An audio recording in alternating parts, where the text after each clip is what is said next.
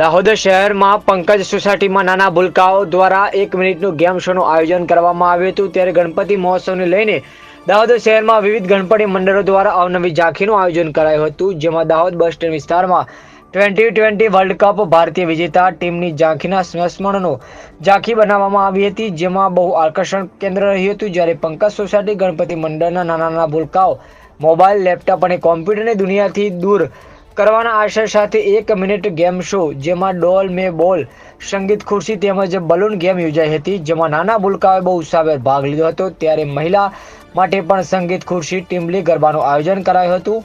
1 minute game શોના વિજેતાઓ માટે પાર્ટિસિપેટ થનાર દરેક બાળકોને પ્રોત્સાહિત ઇનામ પણ આપવામાં આવ્યા હતા। અહેવાલ દીપેશ ચૌહાણ, દાહોદ।